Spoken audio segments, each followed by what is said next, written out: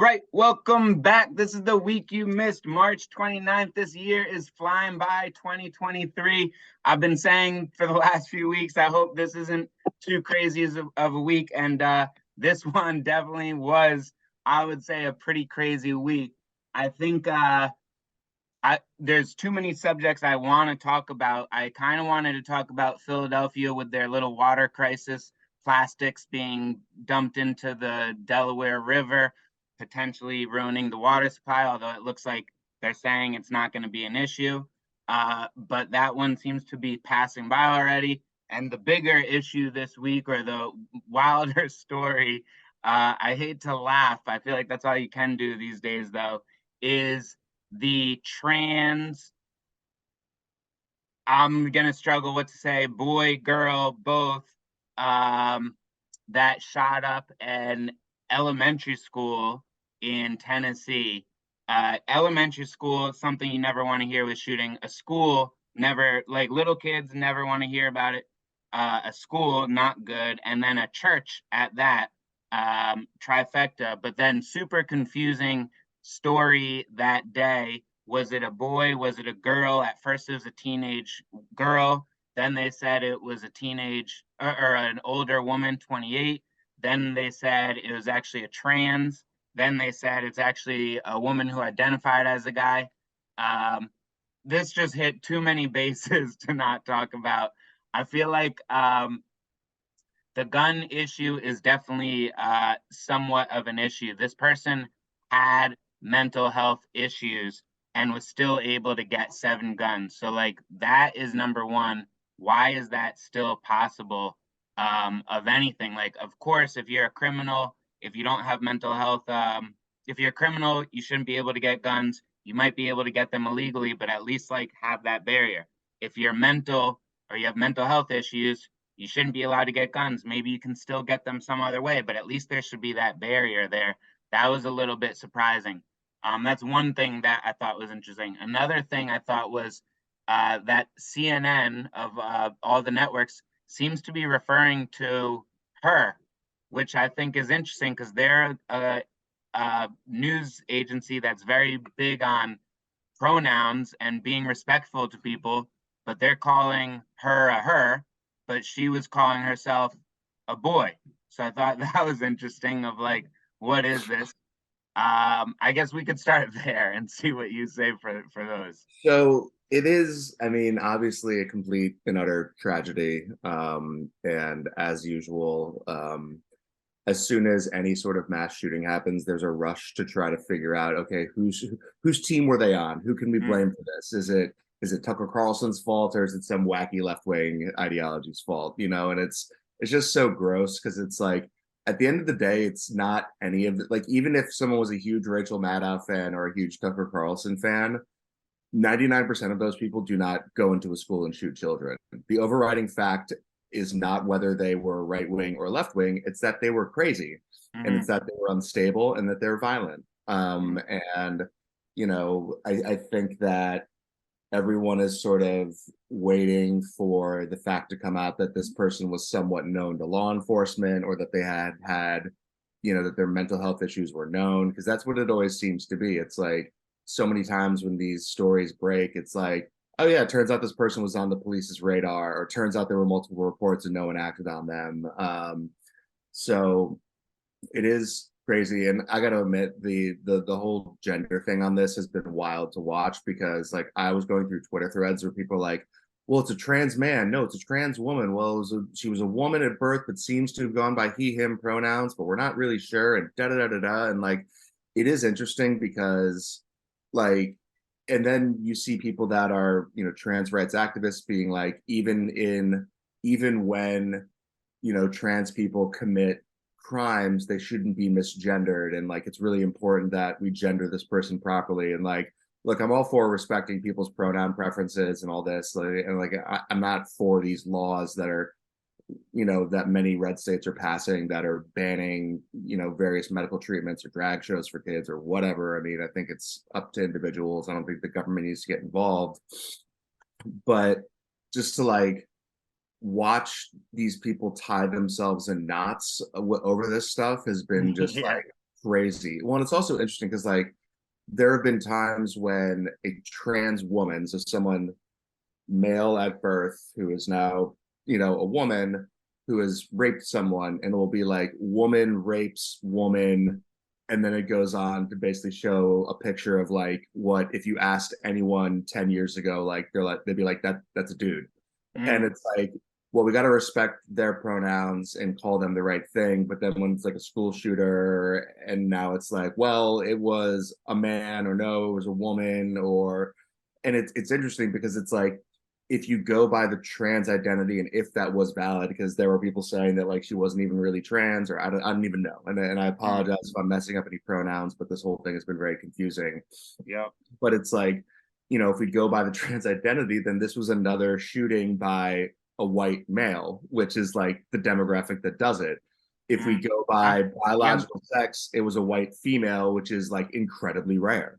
I'm Um, curious, the uh, testosterone level, if she or he was taking testosterone, that could be, I think, another interesting factor if we even ever are able to figure that out. that's another thing I saw. People were like online being like, it's ridiculous to suggest that testosterone might make a trans person more aggressive. And it's like, no, I thought we were all in agreement that testosterone makes like boys aggressive. Like Yeah, it when definitely is. you're talking about like why, 13 to 17-year-old boys get in more fights and do stupid stuff and are more aggressive, it's like universally agreed upon that the fact that their body is getting flushed with testosterone for the first time in their life is a big factor in that.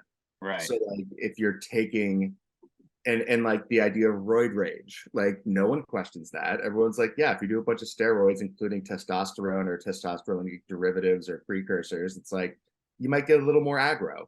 Right. It's accepted fact, but now it's like because it's considered, this like healthcare thing, it's like, well, that couldn't Hmm. possibly be a cause. But I think it's I don't think this is good. I think that, you know, I don't know. I think that this just threw a hand grenade into the culture war stuff around this. And Definitely. I think that we are going to see more violence from both sides of this issue in the coming months and years, until something comes to a head. I just don't see how things get turned down at this point. Yeah, no, I unfortunately agree with that. I do have one other thing I wanted to mention before we hear what you got for the week. But I kind of say this every mass shooting, and it's one of my, I think, biggest points, and most of the time most people don't seem to reply to it. But in Philadelphia, in the last 3 days, there's been more people, or just as many people who've been killed as in Tennessee. And if you go back a month, in the last month, there's been more people killed in Philadelphia than in Nashville, Tennessee.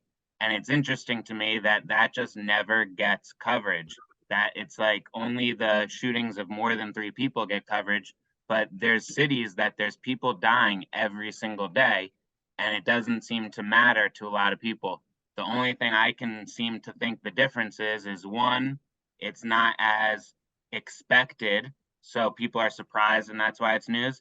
And then the also difference is these mass shootings happen to be victims who are white, and the victims in the cities are usually black. And just on that point, it's interesting to me that CNN calls anyone and everyone racist for everything. If you say a certain word or you shared a meme, they just had an article last week. If you share these memes, you're racist now. But Um, they don't they don't think it's racist that they only mention shootings to white victims and not to black victims. Like, why aren't you guys giving any care to the black victims? Seems a little interesting to me.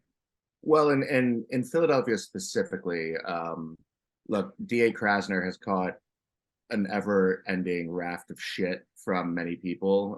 It was shocking to me he got reelected, but something that I find insane. Obviously, there's a gun violence problem in Philadelphia. There are actually laws on the books that would allow illegal possession of a gun, or if you're a felon, if you commit a felony in possession of a gun, there are sentencing enhancements that will allow you to put people away for like 5 to 10 years. And I think it's, from my understanding, it's like if the DA and if you push for it and if you have good evidence, you can get you can get these people off the streets for 5 to 10 years.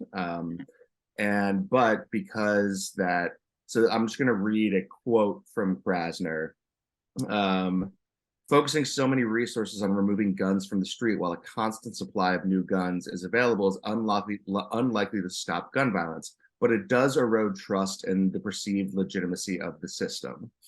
So basically what he's saying is that, yeah, there's a massive supply of legal and illegal guns, but because African Americans are the ones that are sort of disproportionately targeted by police or disproportionately found to have them, that it's not really worth enforcing because it leads to like more African American folks headed for jail, which is bad. I don't remember the exact quote, but he also had some quote where he said, "We can't let the war on guns become the next war on drugs," basically implying that we can't use guns as an excuse to just throw people in prison because it will end up disproportionately impacting sort of marginalized communities.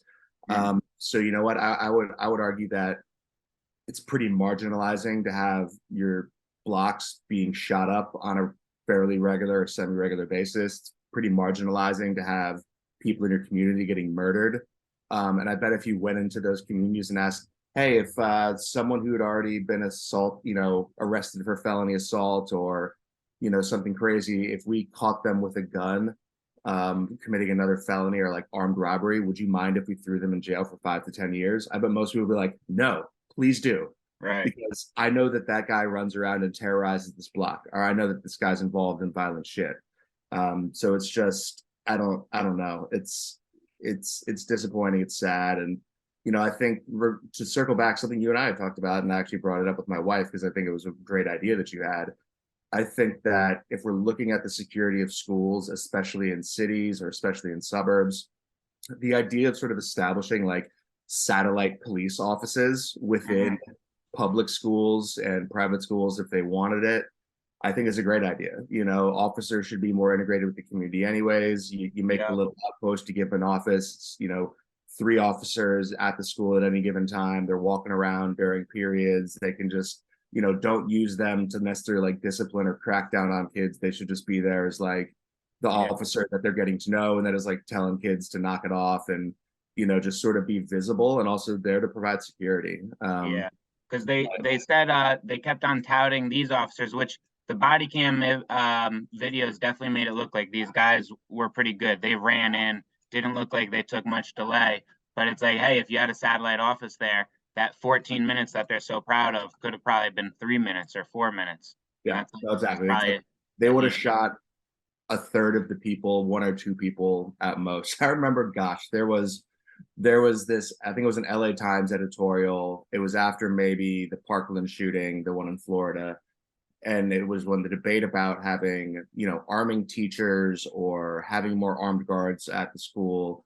And this person wrote this editorial that was basically like, we need to just take away the guns and get the guns off the street and da-da-da-da-da. And like, what good would an armed guard have happened? Sure, if an armed guard was there, maybe only 6 kids would have died instead of 14, but isn't that just as tragic? And it's like, no, 14 kids dying is much more tragic than 6 dying. I don't know what to tell you. Like, it's 8 more tragic than 6. Yes, like I don't know what to tell you. Like, and it's just like this refusal, because it's like, look, I think we could have better gun laws or certainly better background checks, certainly around mental health issues. And I think we could better secure schools. I think we should approach this from both sides. Right. And that'd be a compromise, and that'd be bipartisan maybe. And that's how the United States was supposed to act. Like we're not all going to agree all the time, but we come up with ideas that make everyone happy. The left won't love more armed guards in schools, and the right won't love more mental health checks or maybe more restricted background checks.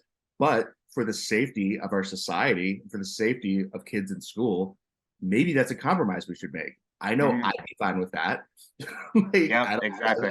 As an avid gun owner, but I don't know. It's just crazy. And again, this is just one of those issues where like nothing ever happens. Nothing will happen because it's so polarized, and the debate just like It just can't. It can't be had in a responsible or level-headed way, and that's Something really else is going to happen probably today or this week that makes us all lose our attention and go on to the next thing. Which, speaking of which, what yeah. do you have for us today?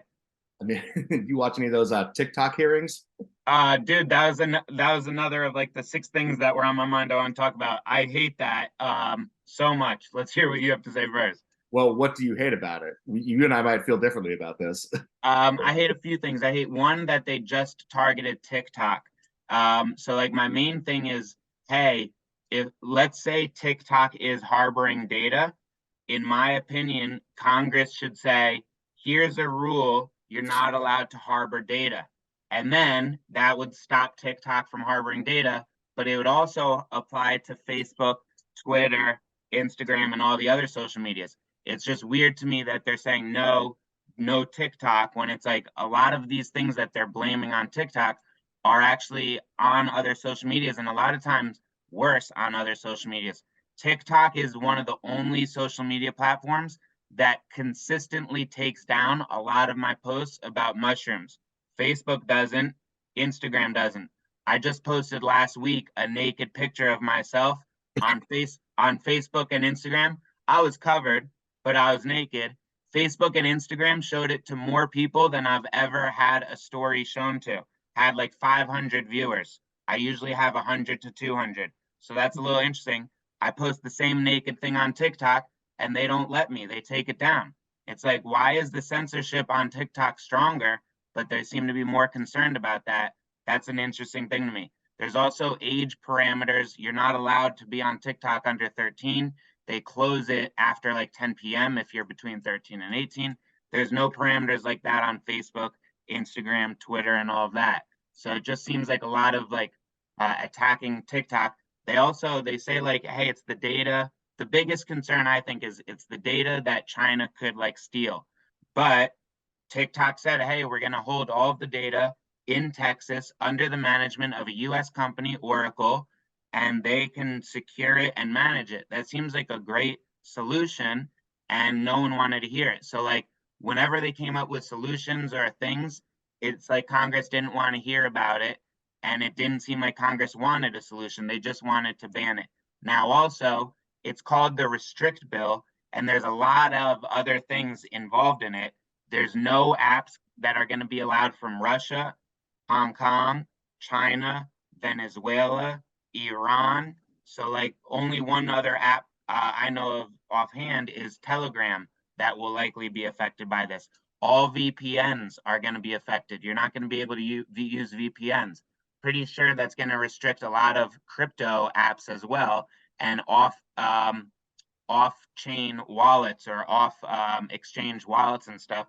They're probably going to restrict and make illegal also. So this is a very like overreaching bill that seems very restrictive and seems like something you'd expect from China or from North Korea or from Russia, not from the United States of freedom. Okay, so and as usual, like I support the idea of banning or heavily modifying or doing a forced sale of TikTok. I do not support the bill that they brought out because, like the government always does, they go, oh, look, here's a problem that a lot of us agree on. Now we're going to pass a law that, sure, it addresses that, but it also gives us completely expanded powers and does all this other stuff. So in its current iteration, like I'm against that bill. I don't think it should pass because it is terrible. However, and it's funny you brought up Russia because the question I was going to ask you, do you think if TikTok was a Russian app that people would even think twice about banning it? Right now, in the current climate with Russia, with Ukraine going on, please, that app would be banned so fast it would make your fucking head spin. Telegram hasn't been banned. It's not as popular. It's not as big. It doesn't touch as many people. Like dude, it's not as mainstream as TikTok. You can agree on that. It's not as addictive and a part of your life as TikTok. But they would be banning TikTok if it was Russian government owned and yelling Slava Ukraini while they did it. And that would be that. It would be gone. Because the thing is, it's like the fact of the matter is every single private entity in China is not actually private. They're all required. They are all basically, I think, at least 50% or 51% owned by the Chinese government in almost every case.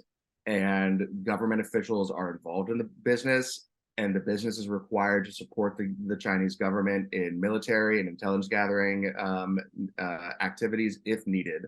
Also, in terms of them moving the data to Texas, I mean, sure, I guess that's better, but if you don't think that the Chinese won't have a backdoor into that data to look at it if they really want to, you're crazy, because they obviously will. Yeah. So and again, like, I don't know, like, I think it's weird because I feel like, and look, and the other point about the other social media companies need to have, you know, restrictions on them, completely agree. Like, look, I think something we do need is we do need some sort of regulation, I think, passed around the data that social media collects and the way that they use it. We need something better like Europe has, or I think California has passed some laws that we could look to. And look, you know me, like, I'm a pretty laissez-faire guy, but at the same time, like, I you can't, like, we are seeing the negative side effects of all of this data collection and everything else. And I also, like, I don't like the fact that for no other reason that these companies collect it, and if the government wants it, they can get it. Right. Like, but you know, that's part of the reason that I don't like the way they do this. But I don't Curious, think TikTok will what end up. what's the danger if China has my data? Um, your data, Yeah, my mine. data, Like, any cause individual's data, can't not it my. be up? Why isn't it my choice if I'm scared of Russia or China having my data? Why can't it be my choice? Because like I kind of don't care if China has my data. So here's Uh, the thing, if and they steal my bank account, yeah, I care. But like I don't care that they know I whack off 8 times a day. I fucking have 3 dogs. I eat this. I eat that. Like that's cool. Let them target ads for someone like that. Whatever. so I don't think the potential risk, I'm not going to say it's a danger because I don't want to be hyperbolic, but the potential risk doesn't come in any single data point. It comes in what can be gleaned from having the entire pool of data and being able to analyze trends or other things of that nature. Like, it's any single piece of data is never useful for anything. It's an anecdote. Data only becomes useful once you have a ton of data points that you can look at. And that's true of All right, next any point. type of Next information. next point. So everyone in US or like Congress at least used to, Facebook at least used to say, "Hey, we want to be in China. China's so restrictive."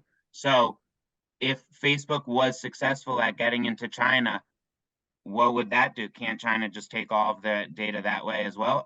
Do we not want to be in China anymore? Has that changed?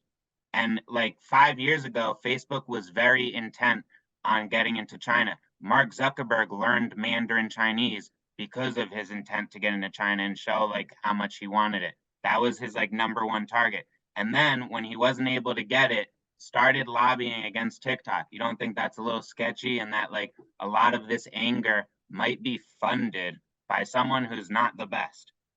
Oh yeah, look, I mean, this idea that this ban on TikTok or this whole movement is like purely altruistic and it's for the kids or it's for the safety of America. Come on, it's bullshit. I mean, obviously it's social media companies that are lobbying for this, their competitors. Like, that's just the way the game is played. That's just the nature of the beast. But you know, to your point, I think, look, if I could wave a magic wand into these social media companies and it would say, if you could guarantee that all American users of TikTok's data was only kept onshore and that it was 100% impossible for, Chinese government or Chinese military or Chinese intelligence or anyone to access that data, I'd have zero problem with it. And I Mm. think he goes, if Facebook opened up in China, I think it would be sort of the same thing. It'd be like, look, all the Chinese data is stored on Chinese servers, and if the Chinese government wants to allow their intelligence or their state police or whatever to access that data, that's a Chinese decision. That's for them. We're sovereign countries. They can do what they want. If Mark Zuckerberg wants to make a deal with the Chinese that say, yeah, we'll run Facebook in your country and you get complete access to the data as part of the deal of why we're letting you in, that's a choice for Mark Zuckerberg and Xi Jinping to make in the Communist Party. And if they want to make that choice, they can make that choice. Mm. But it's yeah, and like, look, I think there's much more pressing things Much more. much more pressing things in this country and that what's going on. And also, like you brought up, I mean, the law that they're proposing is atrocious and it shouldn't pass. Yeah. But look, at the end of the day, like, I mean, here I'll guess ask this: if we become, if we are in a, if we start a hot war with China, where there are Chinese fighter planes and American fighter planes shooting each other down and blowing up boats in the ocean, do you think banning TikTok then in its current structure would be okay? No. No, No. no. So if Nope. you had people potentially military people talking about shit on TikTok, you have people you wouldn't stop that. You think if Nazi Germany had an app during World War II, if we had phones back then, you don't think it would have been banned in the US? No, because I have few reasons, but one reason for that particular instance in America, a lot of people were being lied to and weren't aware of what was going on. And a lot of Jews tried to come to the US and were literally turned away at the harbors. And I bet you if there was a TikTok back then, there would have been more people in the US going, don't turn them away. This is bullshit. They're lying to us. It's bad over there. We need to let them in. And it's the people who tell the truth. And the people are how you the only way to access people right now is through an app like TikTok. I heard about East Palestine the day it happened. I heard about it on CNN and Fox 10 days after it happened. I hear about things in France and Paris the day they happened 2 months ago. I'm just starting to hear about them on CNN and Fox. I hear about things going on in Israel a week ago. I'm just hearing about them today on CNN and Fox. So, like, you hear from the people a lot sooner, and the people are usually on each other's side. It's the governments that hate each other. If we can interact with the Chinese citizens, that would be great. If China could actually interact with us, the citizens, instead of being behind all these censorship, I think that'd be really good for everyone because communication's key. Something I think brothers said a lot from the book. I'm blanking on the name. Sapiens is they mention in it like the fact that that Russia and the U.S. are talking is huge. They might hate each other, but if they weren't talking, it'd be way worse because you're way more likely to get into a worse conflict if you guys don't even talk. If you're talking, at least there's like something going on. Oh yeah, look, completely agree with that. But then look, I think the like at the end of the day, I do think I would support some law that basically said like if and I think something like this could end up happening because what we're realizing is that these apps and everything, like they can have backdoors built into them, they can be used for other purposes. They can, an app that is a photo app can be used to track people's movements because every single picture they take is geotagged with data. Like, and so something along the lines of almost like international treaties that are like, we either like apps developed in India and America are either available in both countries and we follow these rules or they're not. Or not, yeah. And it's like there should be some sort of international treaty that's like if you want your apps in my country, we will do this and you're expected to do the same thing. The rules are the same and let's agree on this. Because Mm-hmm. like look, I think that if I would feel like much less I would feel much more comfortable with this if Facebook, if Twitter, if all these things were available in China. Because to your Yeah, point, like, I look, agree. the only people that that anyone in America is interacting with in China, they're not the average person. It's the tech savvy person who gets on a VPN or knows how to get around the Great Firewall. Like the Mm-hmm. idea that if some sort of conflict pops off in these more restrictive countries, that you're going to be able to see what's going on. Sure, you'll be able to see some of what's going on, but a Right, majority of it is going to be restricted or shut down or bottled up. right. So, I do think there is something to that point, and we've seen stuff coming out of Iran. We've seen things coming out of other hostile countries that is good. But like, think about it this way: like, how many TikToks you see from North Korea? Yeah, no, How many that's tweets you see from the average person in North Korea? Like, none, true. zero. like, Yeah, like no, for that's true. example, like if you want to lock it down, they could lock it down. So yeah, but again, I do think that it's unfortunate that the government is proposing such an absurd law. I've seen it compared to basically the Internet Patriot Act. Yeah. And I hopefully in this form it will not pass. I wouldn't support it. And as It usual, looks like it's gonna pass. That's the thing. I hope it doesn't pass maybe in the same form.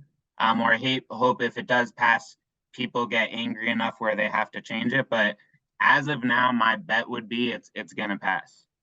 I think Biden will veto it and then like floss behind the desk and post it on TikTok, or like That'd he'll be do whatever like the new like meme dance on the, TikTok is. the It'll be day like Biden. before the day Yeah. before the election.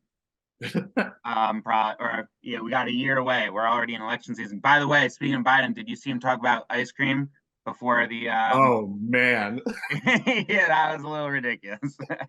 But I don't know. Oh I think I'm done with the week. We missed that was a week we should have missed probably. yeah, it would have been Um great to skip over this one. yeah, the weather in Philly at least looks like it's gonna be nice for the next few days. So hopefully people's attitudes and how they act is reflective of that. Yes, hopefully the weather brings out the best in everyone. But Have a great day. You have a yep. closing say? No, that's it.